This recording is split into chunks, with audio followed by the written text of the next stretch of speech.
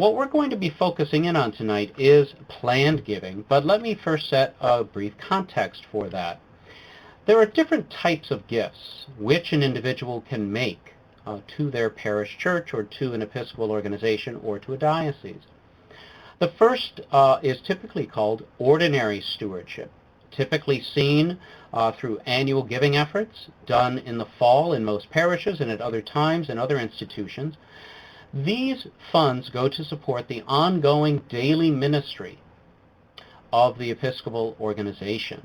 They are typically given out of people's current income, and when there are economic downturns or upturns for that matter, ordinary giving and giving out of one's current income do fluctuate more. Extraordinary giving is most often seen within the context of a capital campaign. This is where individuals are giving major gifts, typically out of their assets that they're holding, and typically for a set of projects that have been laid out over the course of several years. An individual makes a pledge to that project and pays that pledge off over the course of several years. Thirdly is ultimate giving, or planned giving, or legacy giving. It goes by many, many different names. But these are gifts which individuals give out of their estates or out of assets that they are holding for retirement. You can read the description for yourself on the screen right now, but the word that is most important to the person giving is the word future, quite honestly. And that is because planned gifts are future-focused gifts. And in the work I do with leadership throughout the Episcopal Church, I make this very apparent to all of them, that the individual giving that gift wants their gift to last for the future mission and ministry of the congregation or the Episcopal entity that it's been given to. This is a brief definition of planned gifts, and you can certainly read that for yourself on the slide that is up. But the two words I wish to draw out, which are most important, are the words personal values. And I'm now going to say the most important thing I say in any workshop that I do on planned giving, and that is, when an individual makes a planned gift to their congregation or to the diocese or to any other organization, they raise that organization to the level of family in their estate plans.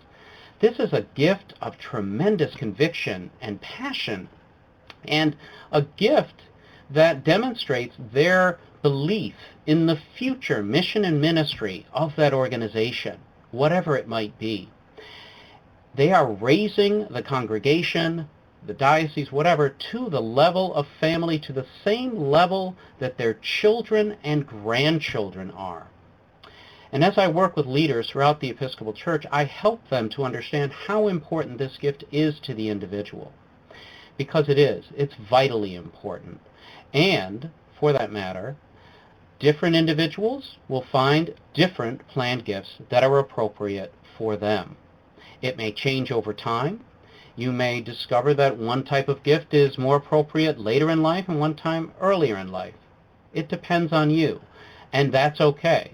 That is actually the nature of planned giving. It is a very diverse set of gifts which you can make, but all of them have the same testimony in that as they're coming out of your estate or out of assets you're holding for retirement, they are a true testimony to your belief in the future of the organization that you support so strongly.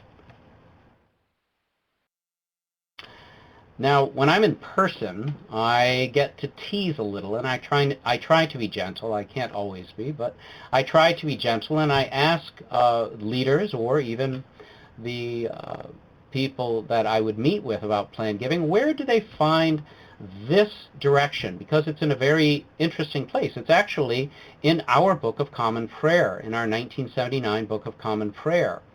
Now, obviously, you can look it up for you, but many people will just automatically assume that this is in the burial office or a funereal office. In fact, it isn't. It's in a very different place of our prayer book. It is not in the baptismal section either. This is in the section which is the celebration for the birth or adoption of a child. A very transformational time in one's life. As I try to gently tease people about where this is in our Book of Common Prayer when we talk about it, I try to set them off that it's not in the burial office because it may well be a bit late to be making thoughts of a planned gift at that time. But certainly the time of when you are becoming a parent and considering what are the most important things in your life, what do you care about most deeply, and the other issues of how do you wish your assets to be taken care of after you pass away, but most especially and most importantly, for those who are new parents, who will care for your children after you may have passed away. So these are all crucially important issues, and this is a very appropriate time in one's life, at a very transformational time, when people make this decision. And therefore, it's very appropriate to also be considering making a planned gift at this time. There are many different types of planned gifts. And that is one thing, as I mentioned before, is very important for everyone to understand and to recognize. You may need a particular type of planned gift at one point of your life, and a different type would suit you at another time. So let's just go through the different types. I'm going to talk about bequests briefly in a moment. I'll also address life income gifts. But let me first address a few of the other types of gifts which are available. The first would be 401ks, IRAs, or other tax-deferred accounts. Now, these are wonderful opportunities for individuals to put away funds before they are taxed, placing them into accounts that hopefully over time will be gaining in value, so that when you have retired, you can begin to take monies out of these accounts, and it's at that time that you would pay taxes on it. As I often joke when I'm in person with leaders, I will joke that many people have heard of something called pensions. I really haven't seen many, but many people my age, I'm 45, and younger, have almost all of their retirement assets going into accounts of this kind.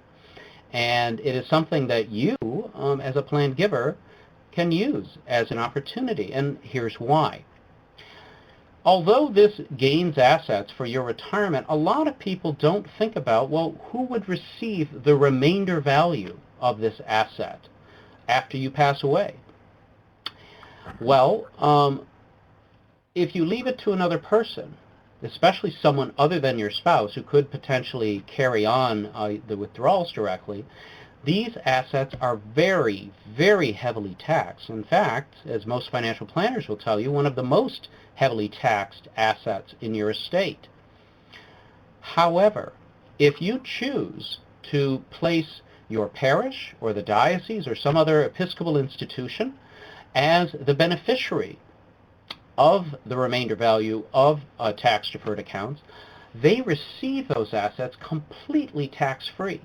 So it can be an incredible gift which you could give to the Episcopal institution which you support. Life insurance. Life insurance can also be a wonderful opportunity for you to consider. Now, life insurance can be used, I'm not going to get into detail about it, life insurance can be used as a wealth replacement tool if you were placing assets or giving them away into other types of planned gifts.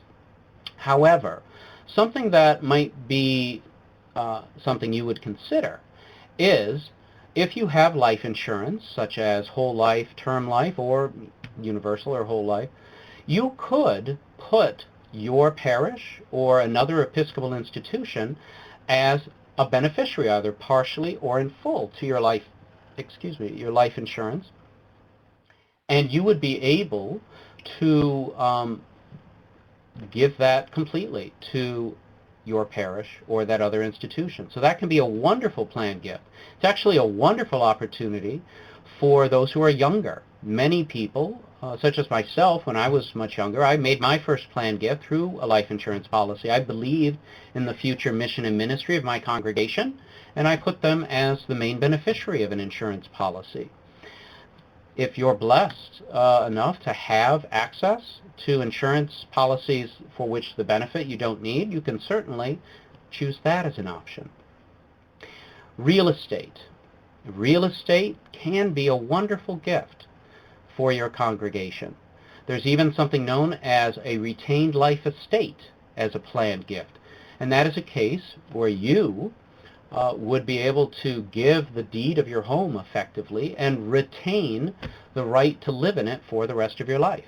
This can be a wonderful gift, but I would strongly encourage you, if you are considering making any gift of real estate, including a retained life estate, that you would seek out your rector or other leadership at your congregation. It's very important that the real estate that you would leave your parish or another Episcopal institution will be sufficiently appropriate for them to receive. Many times properties can become very difficult to sell, and so it may be a process that you need to work through with your local parish or organization before they can accept that piece of real estate, or for you to be putting that in your estate. Charitable lead trusts, and I'm just touching on each of these just because this is just meant to be an introduction of different types, and all of us at ECF and your local parish leaders would be happy to talk to you more about different types of planned gifts and to share different reference material to help you with this. A charitable lead trust, though, is somewhat of a complex gift. It is for individuals who are quite wealthy, and for those individuals who may have a group or one asset valued at $1 million or more, and one which they currently feel is undervalued.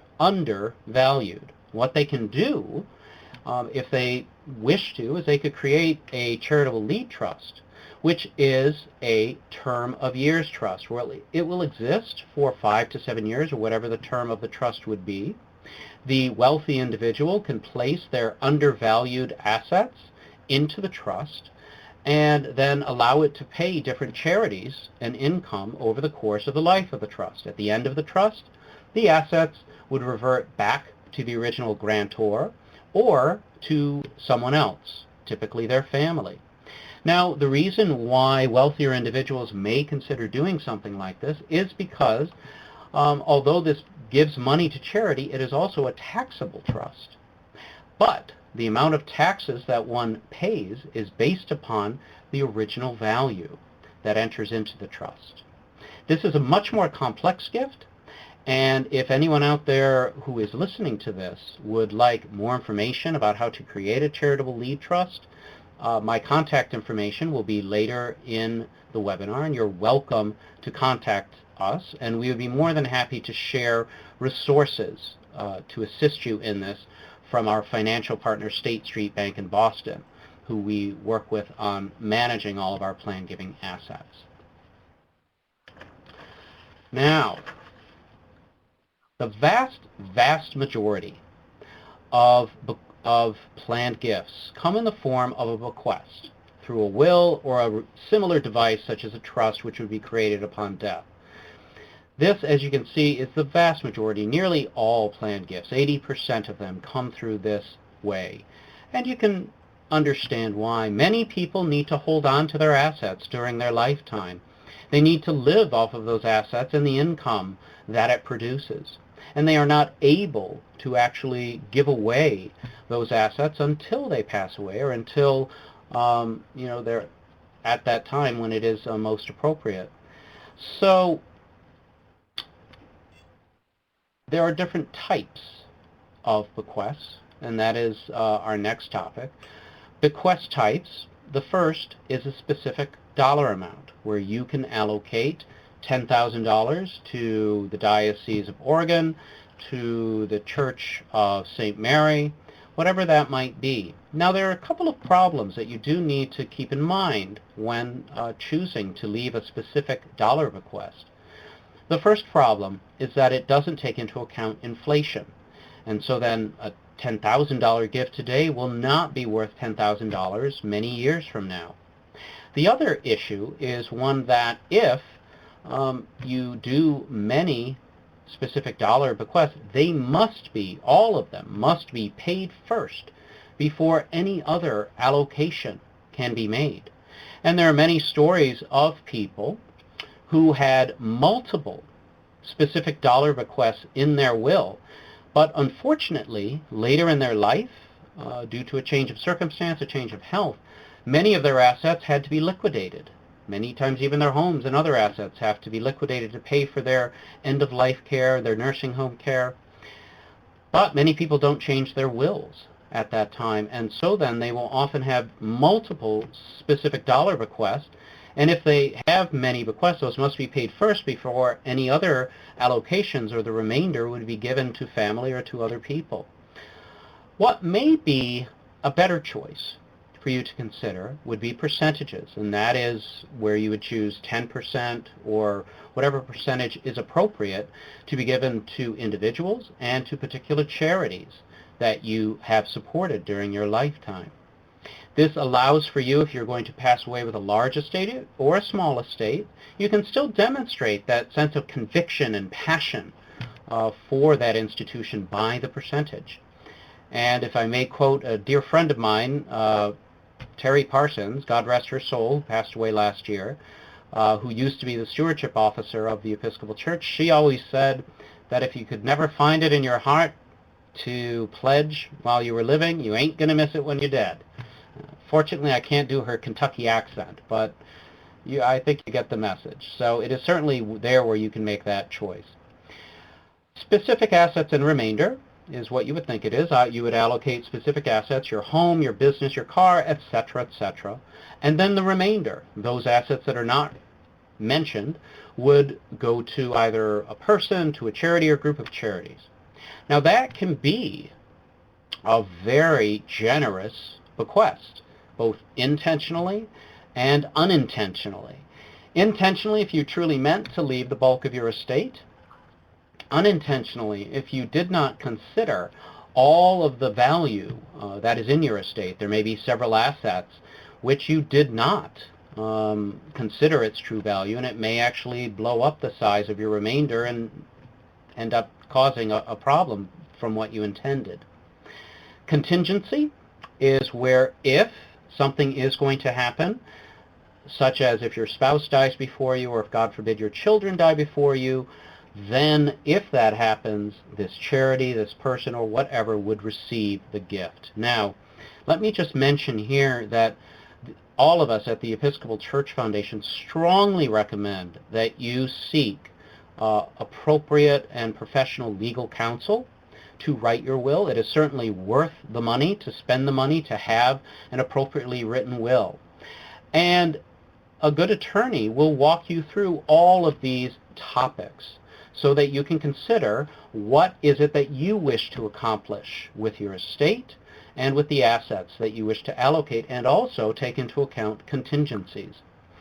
There are also resources on the Episcopal Church Foundation website which you can avail yourself of.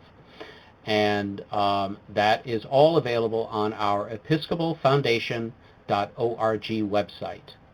If you're looking for assistance in this area specifically, you may pull up our booklet, which is called Planning for the End of Life, and that will be quite helpful for you. And some of you today who are listening to this recording may well be using this manual, as I often recommend. Bequest designations. Just a brief note on that. Many people who are leaving a planned gift, especially a very significant planned gift, may be desiring to place a type of restriction on it, such as something for which they are greatly passionate about, or to restrict it into an endowment fund, or whatever the case might be. What I would recommend you do, if you are considering that, is please seek out your rector or other people responsible for stewardship or planned giving at your congregation or at the Episcopal organization which you are supporting, and please speak to the leadership about the restriction that you're considering placing on your gift. I'm sure they'd be happy to talk to you about this, and also discuss any thresholds that they might have as a policy for setting up endowment funds or restricted funds.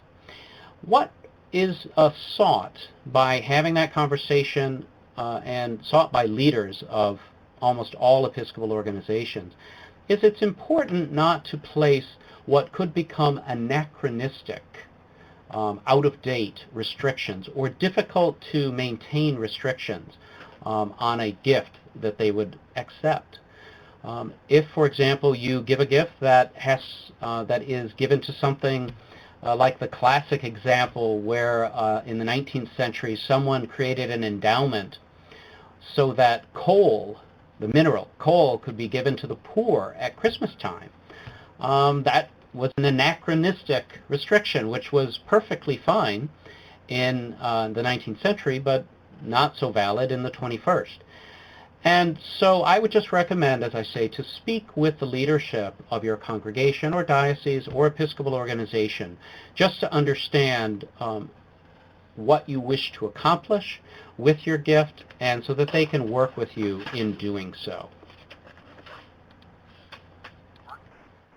Life income gifts. Now this is a more complex gift, and so I've saved it until now, but it's a gift which many people throughout the Episcopal Church could make great use of, and unfortunately, because not a lot of people raise awareness about them, they're not as well known and not as well used.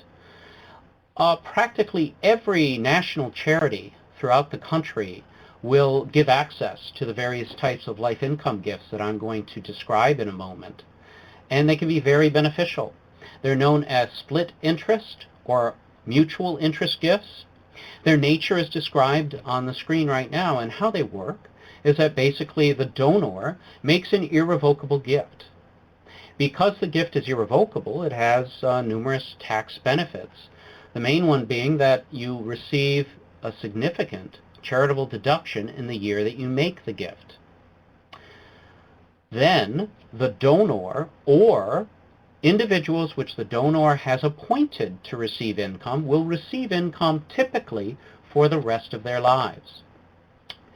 When the donor or the people receiving the income pass away, then the remaining value of these assets will pass to the parish or the various Episcopal institutions which have been named. Now, let me just note here for everyone who is listening, the Episcopal Church Foundation, as the main resource for planned giving throughout the Episcopal Church, does workshops like this, and resources are shared as a part of our role, but we also are stewards over the assets of the Life Income Gift Program for the Episcopal Church. We can work with any donor throughout the church, even if, for example, you are a resident in an Episcopal retirement community and are not Episcopalian. That is perfectly fine. You can still make a life income gift to benefit your Episcopal institution. You're welcome to contact us at the Episcopal Church Foundation, and I will have contact information at the end of this webinar. And we would be more than happy to work with you individually and confidentially, sharing with you whatever illustrations you would desire so that you can make the decision for yourself about what type of life income gift would be appropriate for you.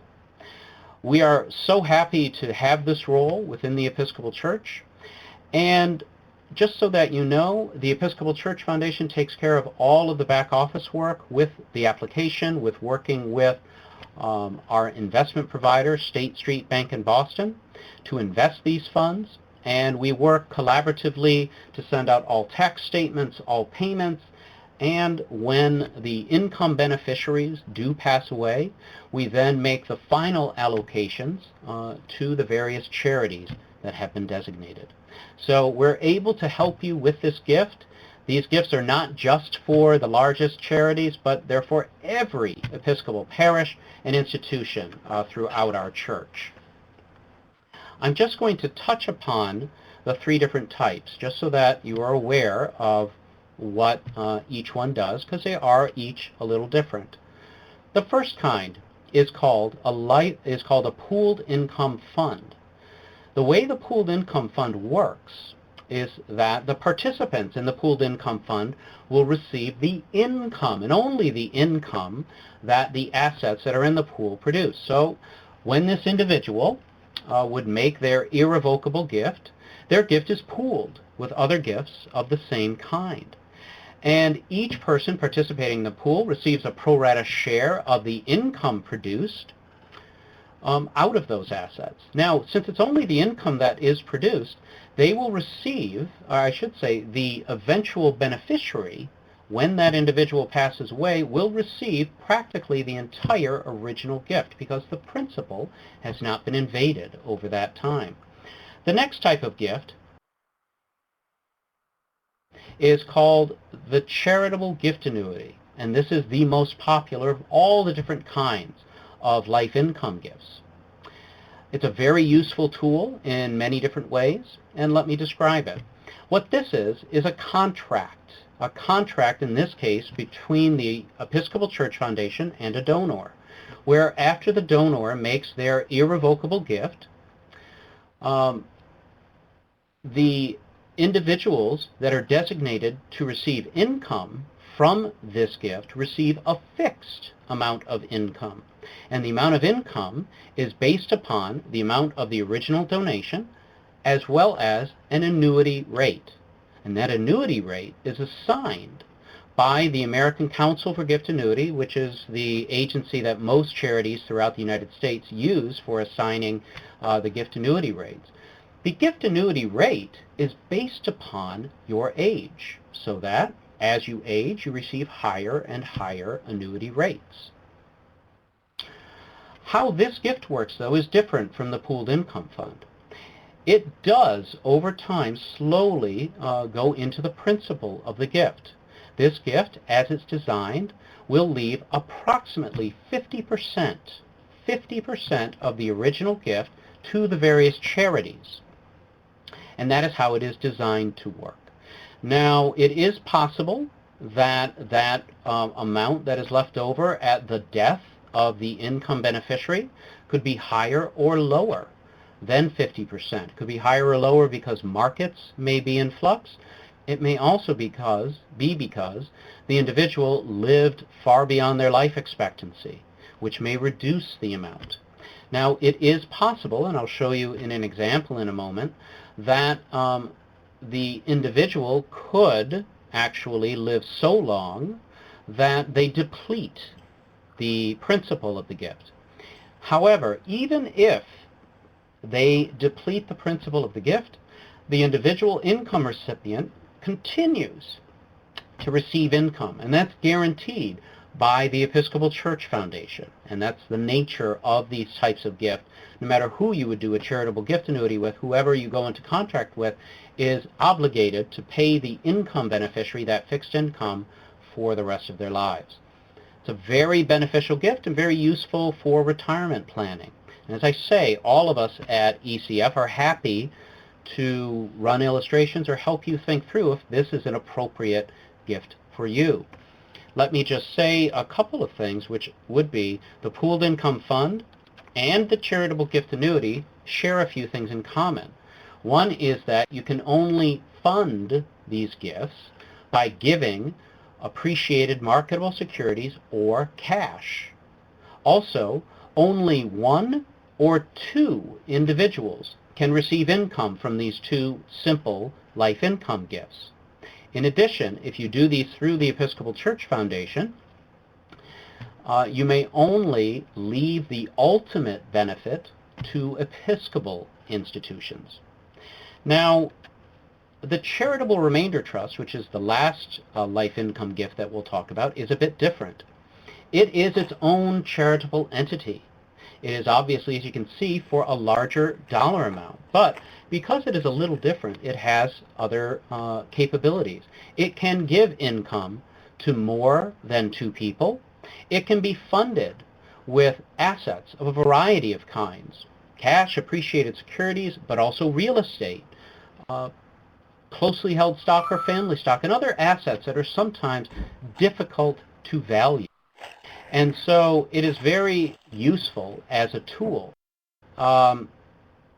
you may create many different types of charitable remainder annuity trusts or a charitable remainder unit trust. Those are the two main types of charitable remainder trusts. And although they are in a great variety of different variations which you can create for yourself, they still fall into these two basic categories, where one, a fixed annuity trust, would pay a fixed dollar amount year in and year out of the assets of the trust, and then there is what's known as a variable, or the unit trust, which pays out a percentage of the value, a spending rule, if you will, out of the assets of the trust. Now, the reason that the unit trust, the percentage or variable amount, is more popular than the annuity trust or fixed dollar amount which is paid is because the payments from these trusts are based upon the assets which the trusts hold. They are not guaranteed, and therefore it is more possible that an annuity trust could actually exhaust if you have many down years in the market, and paying out consistently a specific dollar amount then would occur with a unit trust or variable trust. And that is why the variable trusts tend to be more popular. What is right for you? That is something for you to consider and think about. And as I mentioned, the Episcopal Church Foundation is happy to assist you in thinking through what is appropriate for you and sharing various illustrations. In addition, though, the Episcopal Church Foundation has an expert trust attorney on retainer who can get on a telephone call or a video conference call with you, your attorney, and us at ECF, and together we can review what it is you're trying to accomplish with your trust, and then our expert trust attorney can draft the initial trust document for you and for your attorney to finalize. And then the Episcopal Church Foundation can also serve as trustee on that trust. So it solves a number of obstacles which people run into when they're just considering this. But I would strongly encourage you to, if this is something that you would like to pursue, to contact us at ECF. And as a part of our special work for the Episcopal Church, we're happy to help you. Now, just for a moment, I would like to show you an illustration. Now, this is just one page of a multi-page illustration that would be available, but it graphically shows how the most popular of life income gifts, a charitable gift annuity, works. As you can see in this case, Ms. Smith, at the age of 80, receives an annuity rate of 7.2. If she makes a gift of cash of $10,000, she receives a very substantial tax deduction, in this case over $4,700, and she will also receive, guaranteed for the rest of her life, $720 annually. And this is $10,000 multiplied by the 7.2 annuity rate. What's also useful about this type of gift is that up until the age of one's official life expectancy, based upon the various IRS tables, the vast majority of this income would be tax-free, as you can see in this example. And this is what allows for many individuals to greatly benefit by making this type of a gift and receive income because of the extended tax benefit up until the age of their life expectancy. Now, after their life expectancy age, they still receive that fixed income for the entire rest of their life, but that income would then be ordinary income to them. Just to sum up here, 50%, as I said before, of the original gift typically is remaining. It could be higher, it could be lower, based upon how long someone lives and the markets. But on average, 50% is accurate. We do test that at the Episcopal Church Foundation on an ongoing basis.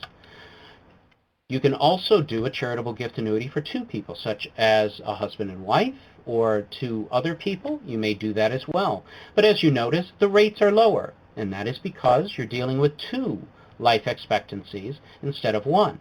However, you still would leave approximately 50% of the original value when the last income beneficiary passes away. So that is something that can be very useful to you as you plan.